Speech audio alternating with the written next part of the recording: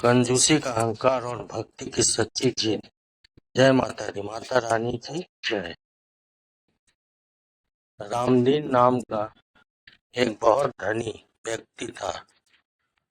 उसके पास धन दौलत, बड़ा घर, नौकर चाकर सब कुछ था, लेकिन उसका दिल बहुत बेहद छोटा था। वह इतना कंजूस था कि किसी को 1 रुपया देने से पहले भी 100 बार सोचता था। इसके विपरीत उसकी पत्नी सरल, दयालु और धार्मिक स्वभाव की थी। वह माता रानी की अनन्य भक्त थी और रोज पूजा पाठ के साथ गरीबों को दान देना अपना कर्तव्य मानती थी। रामदीन को अपनी पत्नी का यह स्वभाव बिल्कुल पसंद नहीं था। वह अक्सर उसे डांटते हुए कहता, ये दान पुण्य से कुछ नहीं, बस पैसे की बर्बादी है। लेकिन उसकी पत्नी मुस्कुराकर चुप रह जाती और मन ही मन माता रानी से प्रार्थना करती कि एक दिन उसके पति का हृदय भी बदल जाए। रामदीन का एक बचपन का दोस्त था, युगल किशोर। वह बहुत गरीब था, लेकिन उसके मन में सच्ची भक्ति और संतोष था। वह दिन भर मेहनत करता और शाम को भजन कीर्तन में लीन हो जाता। उसे अपने जीवन से कोई शिकायत नहीं थी। एक दिन बाजार में अचानक रामदीन और युगल किशोर की मुलाकात हो गई। युगल किशोर खुशी से बोला, अरे रामदीन, इतने सालों बाद मिल रहे हो। लेकिन रामदीन ने उसे नजरअंदाज कर दिया और बिना ठीक से बात किए आगे बढ़ गया। यह देखकर युगल किशोर का दिल टूट गया। उसे बहुत दुख हुआ, लेकिन उसने सोचा, शायद धन के अहंकार ने मेरे दोस्त को बदल दिया है। समय बीतता गया। एक दिन अचानक रामदीन को तेज बुखार हो गया। शुरुआत में उसने इसे मामूली समझा, लेकिन धीरे धीरे उसकी हालत बिगड़ने लगी। बड़े बड़े डॉक्टर बुलाए गए, महंगी दवाइयां दी गई, लेकिन कोई फायदा नहीं हुआ। दिन पर दिन रामदीन कमजोर होता गया। उसकी पत्नी दिन रात उसकी सेवा करती और माता रानी से उसके स्वास्थ्य के लिए प्रार्थना करती।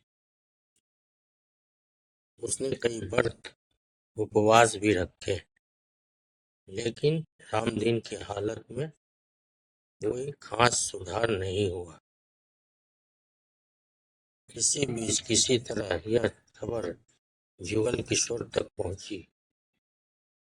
जैसे ही उसे पता चला, वह बिना देर किए दौड़ा दौड़ा रामदीन के घर पहुंचा। उसे देखकर घर के लोग हैरान रह गए। युगल किशोर सीधे रामदीन के पास गया। रामदीन ने उसे देखा तो उसकी आंखों में आंसू आ गए। वह धीमी आवाज में बोला, मुझे माफ कर दो दोस्त, मैंने तुम्हें पहचानने से इनकार कर दिया। तुम्हारे प्यार और सच्चाई की कदर नहीं की। युगल किशोर ने उसका हाथ पकड़कर कहा, दोस्त, मैं माफी कैसी दोस्ती में माफी कैसी, मैं तो बस तुम्हारे ठीक होने की प्रार्थना करने आया हूँ। उसने वहीं बैठकर माता रानी का भजन गाना शुरू कर दिया। उसकी आवाज में सच्ची श्रद्धा और भक्ति थी। कुछ ही देर में पूरे घर का माहौल बदल गया। रामदीन की पत्नी की आंखों में आंसू थे, लेकिन इस बार ये खुशी के आंसू थे। युगल किशोर ने सच्चे मन से माता रानी से प्रार्थना की, हे माँ, मेरे मित्र को स्वस्थ कर दो, उसका अहंकार दूर कर दो। कहते हैं सच्ची भक्ति कभी व्यर्थ नहीं जाती। धीरे धीरे रामदीन की तबीयत में सुधार होने लगा। कुछ ही दिनों में वह पूरी तरह स्वस्थ हो गया। यह देखकर सभी लोग हैरान थे। रामदीन अब पहले जैसा नहीं रहा। उसके अंदर एक बड़ा बदलाव आ चुका था। उसने अपनी पत्नी से कहा, तुम सही थी। धन से ज्यादा मूल्यवान भक्ति और दया होती है। मैंने जीवन भर गलत किया।